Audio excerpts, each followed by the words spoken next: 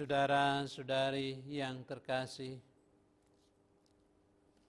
bulan khusus misioner sebagaimana dicanangkan pada tahun 2019 oleh Paus Fransiskus telah ditanggapi berbagai keuskupan dengan perayaan yang berbeda-beda.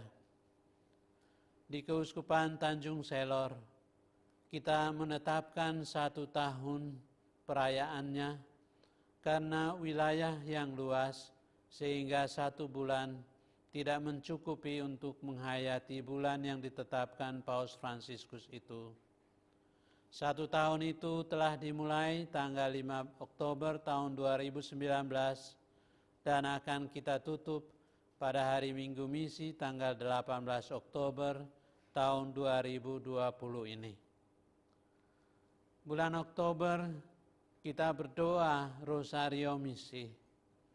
Maka seruan Paus Fransiskus menyambut perayaan Hari Minggu Misi ke-94 yang kita rayakan pada tanggal 18 Oktober sungguh akan meneguhkan dan mengajak kita untuk merenungkan identitas misioner kita semua.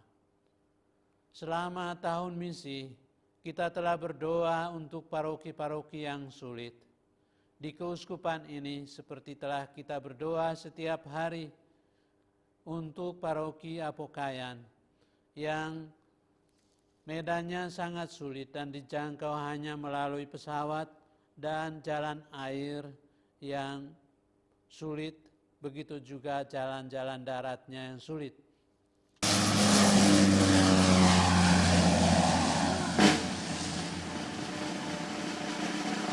Jati diri gereja adalah misioner. Dan berkat baptisan kita semua yang dibaptis adalah misionaris. Maka perutusan bukanlah sebuah tugas, melainkan identitas gereja. Bukan pula sebuah kewajiban, melainkan jati diri orang-orang yang dibaptis. Hal itu berarti bahwa gereja dan kita ini ada karena kita melaksanakan misi yang bersumber dari perutusan Kristus. Sama seperti Bapa telah mengutus aku ke dalam dunia, demikian pula aku telah mengutus kamu ke dalam dunia.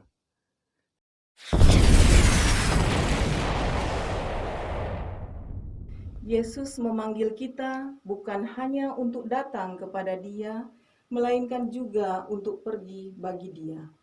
Dalam amanat agung, Yesus berkata, "Karena itu pergilah, jadikanlah semua bangsa muridku, dan baptislah mereka dalam nama Bapa dan Anak dan Roh Kudus, dan ajarlah mereka melakukan segala sesuatu yang telah kuperintahkan kepadamu. Dan ketahuilah, Aku menyertai kamu senantiasa sampai akhir zaman." Amanat ini diberikan kepada semua pengikut Yesus, bukan hanya kepada para imam dan misionaris saja. Jika kita merupakan anggota keluarga Allah, misi merupakan kewajiban. Kongres Misi Nasional tanggal 1 sampai 4 Agustus 2019 di Jakarta dan melanjutkan semangat misi yang digerakkan kembali oleh Bapak Paus Fransiskus dengan mencanangkan bulan Oktober 2019 menjadi bulan misi luar biasa, sekaligus memperingati 100 tahun dikeluarkannya surat apostolik Paus Benediktus ke-15 tentang misi, 30 November 1919, dengan upaya untuk membangkitkan keterlibatan dan semangat mewartakan Injil ke seluruh dunia kepada semua makhluk.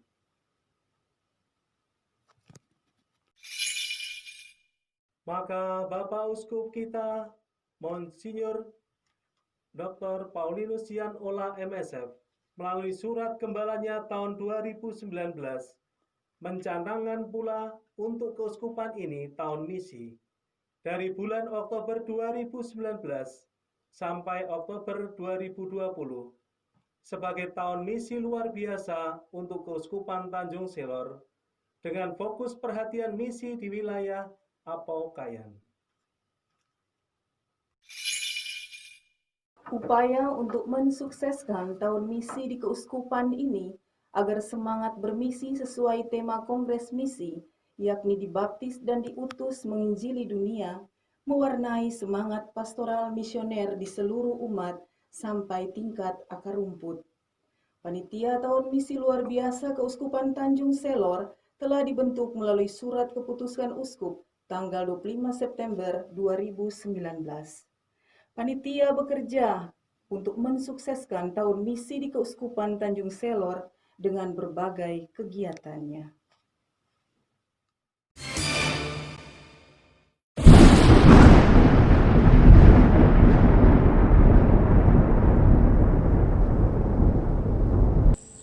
Ya, dari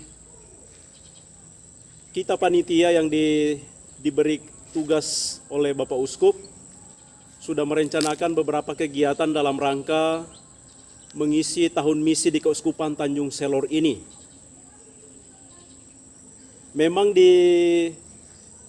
disepakati bahwa fokus tahun misi ini diarahkan ke paroki Santo Lukas Apau Kayan. Tetapi kegiatan tahun misi ini melingkupi seluruh wilayah Keuskupan Tanjung Selor. Nah, dalam rangka itu, kami panitia yang sudah diberi wewenang, diberi tanggung jawab, diberi tugas oleh Keuskupan, merencanakan beberapa kegiatan. Yang paling utama dan terpenting itu adalah memberikan animasi misi kepada seluruh umat yang diwakili oleh animator-animatris dari paroki-paroki. Karena melalui mereka inilah kita berharap bahwa misi itu dipahami, dihayati, lalu kemudian dilaksanakan bersama seluruh umat di Keuskupan Tanjung Selor ini. Nah, dalam rangka itu beberapa kegiatan sudah kita lakukan bersama dengan Komisi Karya Misioner di Keuskupan dan beberapa orang yang diutus oleh Keuskupan menghadiri Kongres Misi di Jakarta dalam rangka perayaan 100 tahun Maksimum Ilud.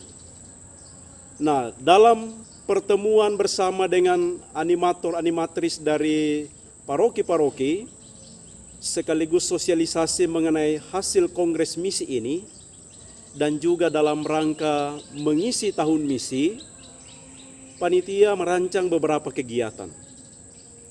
Kegiatan yang pertama itu adalah kita sosialisasi hasil Kongres Misi sekaligus animasi misi kepada utusan-utusan dari paroki-paroki.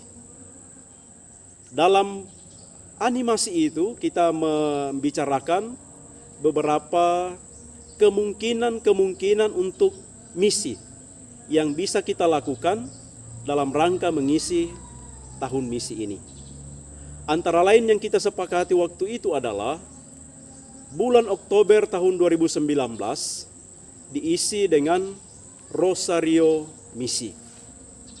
Lalu kemudian kita merencanakan beberapa kegiatan yang akan dilakukan di paroki-paroki, yaitu aksi misi yang dilakukan oleh animator-animatris misi bersama dengan seluruh umat.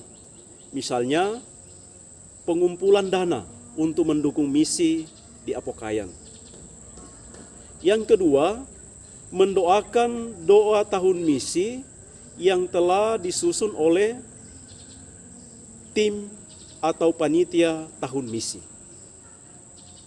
Yang ketiga, diadakan kegiatan-kegiatan di seluruh wilayah keuskupan ini untuk mengisi tahun misi, misalnya menggali sejarah misi di paroki-paroki, mendalami ajaran iman dalam bentuk kita mengadakan cermat kitab suci yang kemudian nanti direncanakan disatukan dalam sebagai satu keuskupan.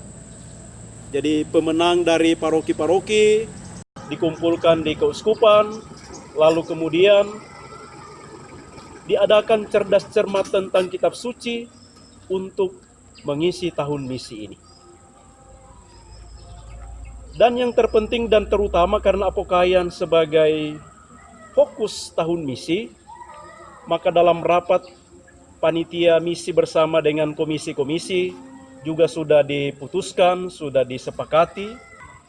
Jadi dalam pertemuan bersama dengan ketua-ketua komisi, dengan panitia misi, dalam rangka misi di Apokaian, kita merumuskan dan memutuskan bahwa seluruh kegiatan komisi diarahkan untuk mendukung misi di Apokaian. Maka setiap komisi diminta untuk merancang atau menentukan satu kegiatan yang akan dilaksanakan di Apokaian bersama dengan panitia misi. Nah, dalam perjalanan, usulan kegiatan dari komisi-komisi ini oleh panitia kemudian dikelompokkan menurut pengelompokan komisi. Jadi beberapa komisi bisa disatukan menjadi satu kelompok, lalu merencanakan kegiatan ke Apokaian. Kegiatan pembinaan iman anak, katekese keluarga, peningkatan sosial ekonomi, juga komisi merencanakan atau bersama dengan panitia merencanakan supaya ada pembinaan untuk awam, bagaimana menjalin relasi persahabatan dengan seluruh masyarakat di lingkungan Apokaian. Itu kegiatan-kegiatan yang sudah kita jadwalkan, sudah kita tentukan orang-orangnya, sudah kita atur siapa yang pergi, jadwalnya sudah lengkap. Tetapi kemudian semuanya tidak bisa dilaksanakan karena adanya pandemi COVID-19 ini. Sehingga kegiatan di Apokaian itu yang direncanakan oleh panitia bersama komisi-komisi tidak bisa dilaksanakan. Nah, di tengah-tengah pandemi COVID-19 ini, kemudian panitia mengambil beberapa kemungkinan untuk mengisi tahun misi. Karena hampir seluruh kegiatan yang direncanakan tidak bisa kita laksanakan, kecuali doa tahun misi yang dilaksanakan di paroki masing-masing. Maka beberapa waktu terakhir, panitia atau misi bekerja sama dengan KKI, KKM, dan juga Karitas Keuskupan Tanjung Selor, mengunjungi beberapa paroki, bertemu dengan kelompok-kelompok umat untuk memberi animasi misi. Ya, banyak hal yang sudah dilakukan di sana, dan itu semua dilakukan dalam rangka mengisi tahun misi. Itu kegiatan-kegiatan yang semuanya kita sudah rencanakan, tetapi kemudian tidak bisa dilakukan karena pandemi COVID-19 ini. Hal yang terpenting yang sempat kita lakukan adalah kita melakukan kirap salib misi yang direncanakan itu akan berkeliling ke seluruh paroki di wilayah Keuskupan Tanjung Selor ini. Tetapi sekali lagi, karena pandemi COVID-19, kirap salib misi itu hanya terjadi di pembukaan di paroki Santo Yosef Juwata, lalu kemudian mereka kirap menuju ke paroki Santa Maria Immaculata Tarakan.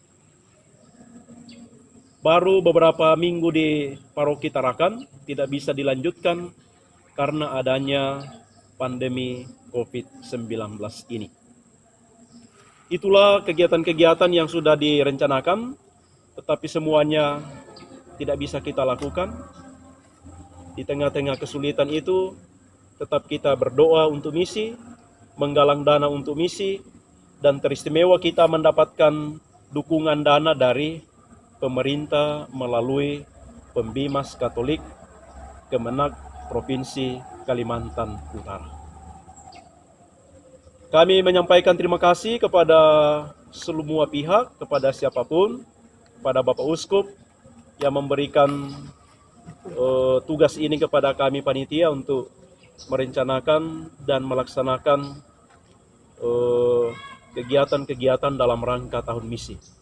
Kepada semua anggota panitia, kepada semua teman-teman yang terlibat, terima kasih atas dukungan, kebersamaan kita bersama dalam merencanakan, melaksanakan, dan nanti kita akan menutup tahun misi ini pada tanggal 18 Oktober. Demikian beberapa kegiatan yang kami rencanakan dan bisa kami lakukan. Mudah-mudahan semuanya ini akan membuat semangat misi di keuskupan kita akan semakin bertumbuh dan berkembang. Terima kasih, Tuhan memberkati.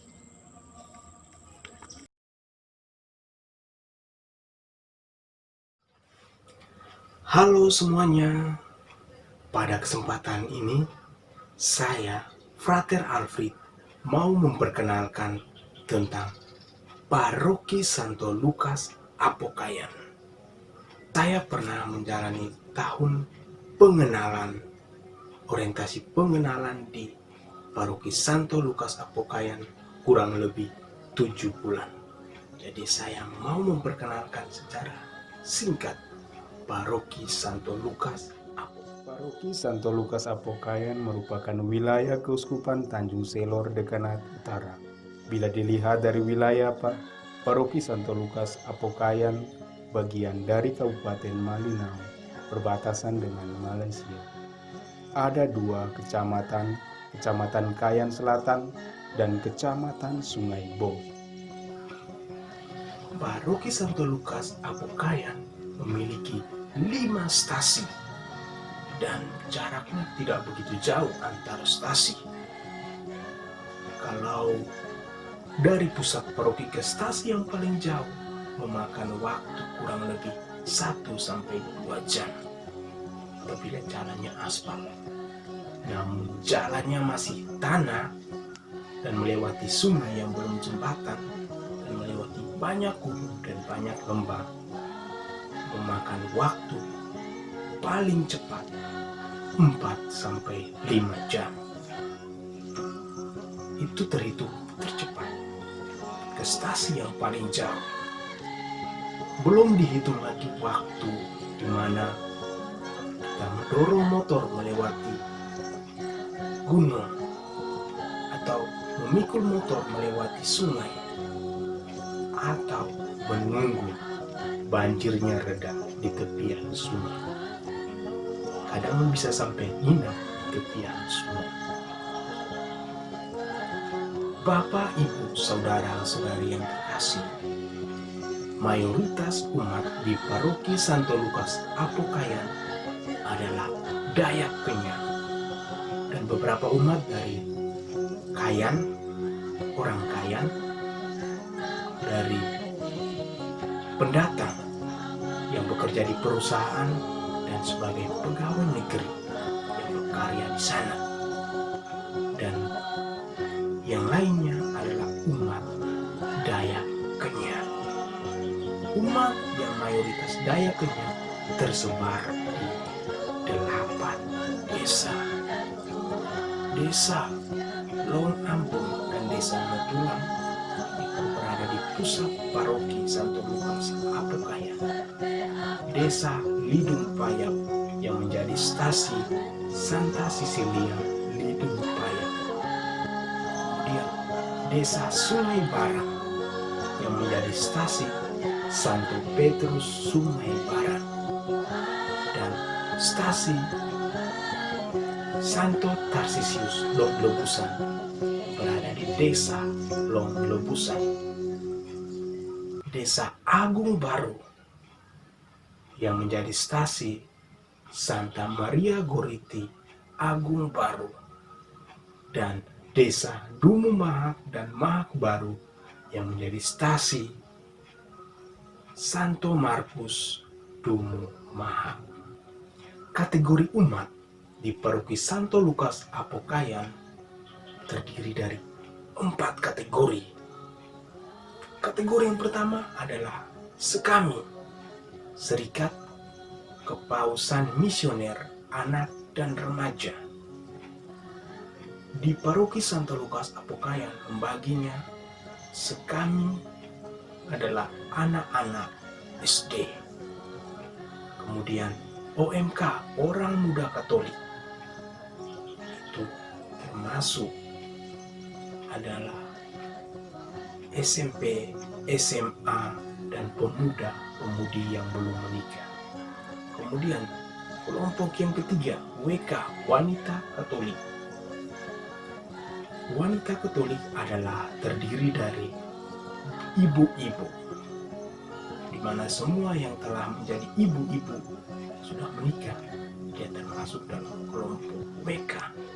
Kemudian kelompok yang keempat, BPK, Bapak-Bapak Katolik. Jadi semua bapak-bapak termasuk dalam kelompok itu. Dengan adanya keempat kelompok itu, umat menjalani kegiatan gereja, mengikuti kegiatan gereja dengan sangat aktif dengan menggunakan 4 kelompok itu dalam tugas melayani gereja, dalam tugas perayaan sabda atau misa. Mereka sangat antusias dengan keempat kelompok itu, dan semangat gotong royong, semangat saling membantu sangat kuat di Paroki Santo Lukas Apokayan, karena dari kelompok-kelompok itu yang bertanggung jawab dan dibagi tugas sesuai dengan kelompok-kelompok tersebut. Bapak, Ibu, Saudara-saudari yang terkasih, mungkin hanya ini yang sempat saya bagikan mengenai Paroki Santo Lukas Apokayan. Sekian dan terima kasih.